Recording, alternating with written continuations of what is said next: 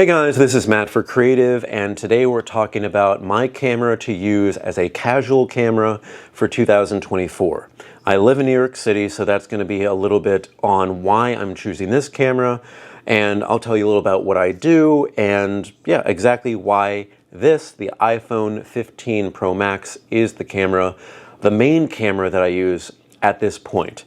So if you know anything about me or don't know anything about me, I was a photographer, videographer, and I just consistently make content, either these YouTube videos, short clips that I put on Instagram, kind of New York-centric clips. But previously, I was a photographer, and I have my professional cameras. I always try to bring a camera when I was bringing these, because here's my little spider clip. I put this on my belt. I have like a small lens. I have the viewfinder, so I can shoot professionally with this. But I always try to make sure that my cameras also had, I think it was electronic digital image stabilization, to have little video clips here, because I've come to a realization, and I know this is something from only myself, but I would say photography is dead. I loved taking little snapshots over and over and over in the city, lining up my shot, getting beautiful, beautiful looks. But then I remember when posting, I would post them in Reels on Instagram, or even the TikTok version, and I would always put music in the background. And it turned out to be I was just trying to encapsulate the vibe. So I chose a string of pictures. I had my song that I kind of thought tied everything together, and that was kind of like all that it was, until I started leaning more on video, because the only reason why I put pictures in Reels instead of posts was because Instagram was promoting those more and they were getting more engagement, and I can definitely understand that. But for me, when I'm in the city, when I see something I really like, what I've decided to do, and again, this is with any camera, either this more pocketable version of it, even a GoPro, DJI Action 1, or an iPhone, I would be taking little 7-second clips, kind of just going right there, not moving, not doing anything, but having the city move around me. Because if you know anything, let's say you're trying to be a professional photographer and you're trying to shoot, down at your model with a 50mm lens, and you're going to try and hope that people don't cross in front of you, birds don't fly in your shot, or something loud doesn't happen if you're shooting like a movie or something. It's hard to do. So what I've done is I've really embraced it. If I see something that I like, instead of a photo, I'm going to take that 7-second clip, and I really do hope a bird flies in front of the lens, that a person walks by, maybe even like right in front of it, because it shows what exactly I was doing at the time, and that there was actual life in the photo. Because the thing is, like, this may be a photography thing, but people may talk about and say that there is 3D pop with some cameras and lenses, and I think I found how to do that with I use my favorite lens. It's a Sigma 16mm, and my favorite body is the Canon M6 Mark II. Combined, they just took beautiful photos where I felt like you could see that separation, just because the f-stop was really low. I think with one of them it's 1.4. With another one of my lenses, a 35mm, it's 0.95, extremely shallow, and that kind of gives like a film-ish vibe to me. But to really get it, and to really help with this much smaller sensor, you do get that 3D vibe if people are walking in front and in the back of your subject. It just really is easy. And well, let me tell you exactly how I shoot this. I've really loved the 5x zoom lens, and this is one of the reasons why I've been able to use this new camera so much. Because I have to talk to you about the previous iteration, the iPhone 14 Pro Max. This had the same array of cameras, except one was a 3x zoom. That 3x zoom was not enough for me. It never got me from, 1 to 3. It wasn't that big enough separation. And also, if you've used this camera, it's not very clear. The 3x zoom was not as clear as the single big, main camera. And even I have an iPhone 13 Pro, not the 14 Pro Max, and that was when they had the different megapixel count, 12 megapixels versus 40 on this. And I know that doesn't affect the zoom camera, but that old camera did better 3 times, not digital crop or anything, 3 times picture quality than the 14 Pro. So I kind of moved aside from that, and I thought, okay, well, what's going to be coming up here? And then this camera, this phone came out, and I saw 5 times for the Max, 3 times for just the regular Pro, and I have not tested that out. So maybe they've cleaned that lens up as it is.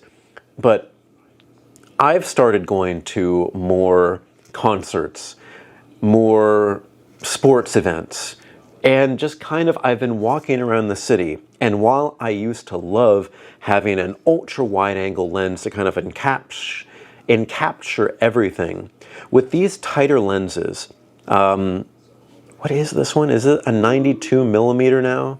I completely forget what it is. But with that kind of tight reach, you're really kind of getting on the subject. And with the quality of this, because with the 5x zoom, you can record something and still get a little bit of a background blur.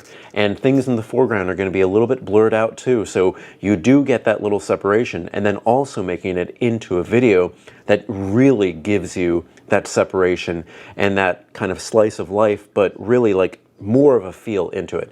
And then afterwards, I will, again, on Instagram and TikTok, I'll put music over it, but I'll keep the live sounds so that people know that it's alive. It's not just a generic clip with music around it. And I think this is what has really worked. But for one of the reasons why I was forced to adopt this over even one of my favorite cameras with the 700 millimeter lens, or the setup here, which I think is a pretty minimal setup if you take this off and think of it without this. It's pretty small for a 32 megapixel mirrorless camera. It's that the venues have started not being okay with larger cameras for whatever reason, because these larger cameras were accepted before people started bringing around the phones. But I think it's because the phones have become so good, and that for most events, the companies have their own multimedia manager and social media manager where they want to get their own clips. If I brought this in, I'd be gathering better clips than the person who worked there. If I was in the furthest row back at Madison Square Garden, I'd still be able to zoom all the way in and get a pretty clear picture about what the players are doing. But without those two, because they've become restricted, at MSG, you're still allowed to have this. But for example, at Brooklyn Raj, one of the biggest EDM venues in Brooklyn, they now have 0 cameras, no cameras whatsoever. So for those 2 big venues, you don't want to get there and be like, hey, you can't bring your camera in.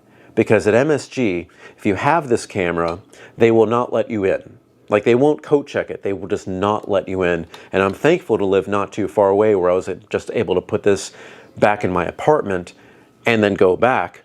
But Brooklyn Raj, that's really far away. So I know that this is allowed, but if for whatever reason they say, hey, that camera's not allowed, you can still code check it, and then you can get the camera back afterwards. But to be really safe, this is the camera that I would really get. And I have been a person who has always said that you can have whatever phone you want. I remember I made a video at the end of last year producing these clips, recording on this camera here, which again is the Canon M6 Mark II with the Sigma 16mm lens. And I was just using Video Leap, which is an app, to finalize the clips and then upload on YouTube. And I was doing that in a 13 mini, perfectly acceptable. I even made a video doing the same thing on a 6S. It took a little bit longer, but when you're getting the files from another camera, you're perfectly fine. But when you're beholden to only being able to record with this and then process on this, I was like, all right, I guess I'm going to try it. And I used to carry these with me everywhere, to every event, to everything, just to kind of get like that professional vibe. And then I kind of stopped doing it. Even the places that I was allowed to go for it, I was thinking, I would say 90% of the clips that you see on my Instagram channel, M8B9 and creative.ny, are shot on this. It's going to be very rare that I just have this, and I'm going to shoot a little clip too, although the quality I believe is better here. If you're posting to Instagram, this has in it, built in, baked in, HDR10, and is it called Dolby Vision 10 or something like that? It has HDR, so when you view the file that you've taken on here on Instagram, you'll see the blacks are black and everything pop, and you'll immediately see the screen brighten up and you get a vibrant picture. When I'm filming on this, the quality of the image may be better, but missing out on that HDR is actually doing a lot. I would say it's actually robbing you of a lot of the experience if you watch this on your phone, which many people are watching. Right now, I have YouTube on the background. They don't, I believe, support HDR, and as a big screen there, I don't have an OLED panel. It's just regular LED. I don't really care if that is in HDR. Instagram, it does matter. And this, again, seems to be able to do it all. As a combination with the 5x zoom, being able to process all your clips, hopefully having storage enough to kind of, keep all these clips, and being able to be allowed at every venue with your phone, minus maybe comedy shows where they put your phone away if there's a celebrity there. But this is just the thing that you can carry with you always. But I guess one of the many drawbacks is the quality is not as great, and also you could be killing your battery if that is the only thing you have. Whereas I would say if you have an older iPhone, maybe use that one to record. So in what I use is I have this as my main, and when I want something that's really far, like let's say I'm at Swedish House Mafia this weekend, I want to get right on their faces, I'll use the 5x. But if I kind of want to get like a general shot, I'm just going to use the 3x zoom on the 13 Pro, which I'm going to carry there too. And I'll use that as much as I can so I save the battery of this. Now that's because I'm just privileged enough to have kept the phone that I've had in the previous years. But if you have an older phone, iPhone 2, keep it, because literally it's a phone. They can't really restrict you on that. But yeah, that's what I'm using primarily in 2024, casually, also professionally too. So a partnership, which is going to be announced a little bit later, requested iPhone 14 Pro Max, iPhone 15 Pro Max with a stabilized gimbal, but because it works with HDR. And I was like, okay, that really makes sense. That works. And I've been seeing that type of HDR quality too, and I agree that it is important. So that's where we are. Anyway, guys, if you have any comments or questions, put in the comment section below. Don't forget, I'm on Instagram and Threads at M8B9. Also have the new channel, creative.ny, which focuses on like the more New York-y side of things only, where I normally post cat memes on my regular channel. But yeah, we're gonna be launching more and more things here too. But yeah, don't forget, email me at creativenyc2024@gmail.com. But thank you so much for watching, guys. I will see you next time.